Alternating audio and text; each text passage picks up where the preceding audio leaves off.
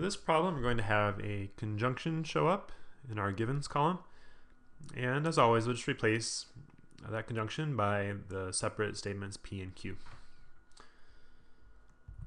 So here's the statement. Prove that if x and y are odd integers, then xy is odd. And if you wanted to visualize this somehow, you might do it this way. You might draw some sort of rectangle and then expand it by 1 unit on a couple sides. And the idea being that the smaller rectangle has even side lengths. And then when we expand it by 1, it becomes odd. And same thing over here.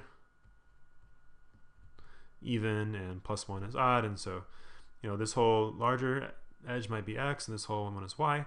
And so the product xy would be the area of this larger rectangle. And it's made up of the small rectangle here, which is even times even, so that's even. And then this long one up here is even times 1, so that's even.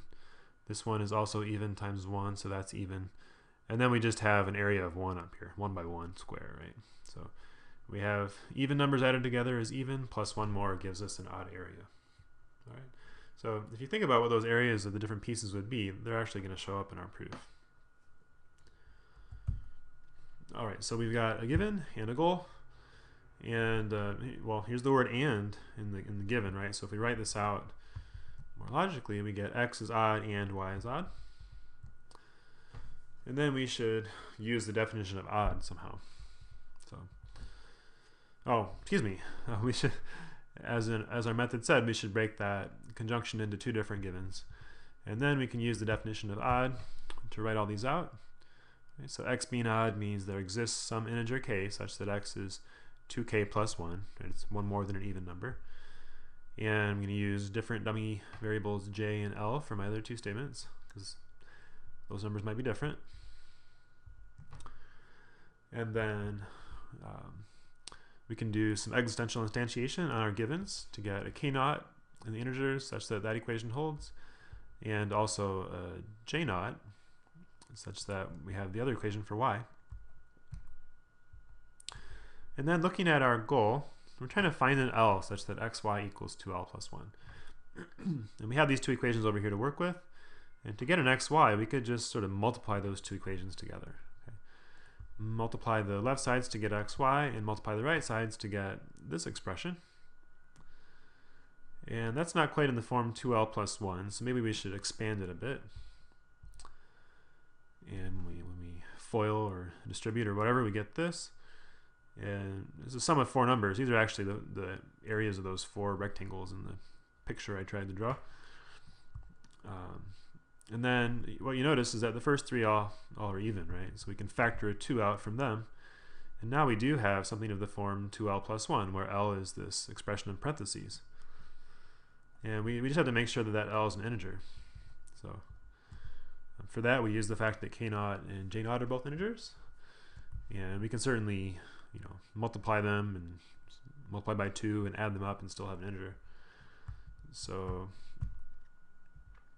those 2 statements together give us our goal. Let's write the proof.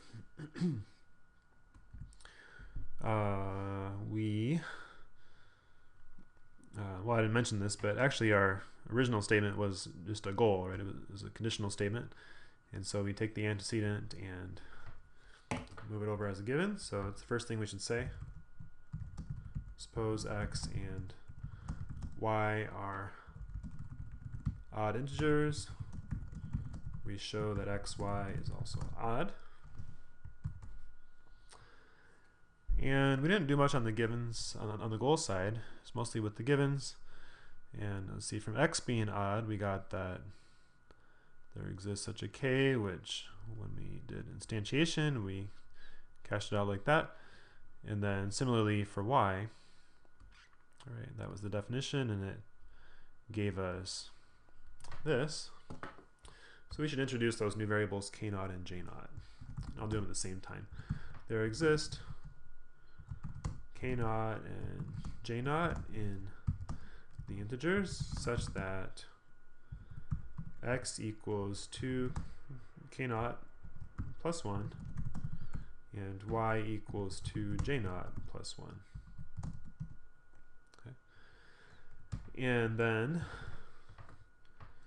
remember we were trying to figure out what L was, so we multiplied these two equations and got all this stuff. So let's just say multiplying equations, these two equations that just appeared in our proof, we see that, and there it is. Same thing we have over here. xy is 2 times this big number plus 1. And then let me just in the same sentence mention that number 2 k naught j naught plus k naught plus j naught is an integer, right? And that's what we need. Right? All of this is what we need in order to know that such an L exists, which was the definition of our goal up there, that xy is odd. So just say that. Thus xy is odd, and that does it.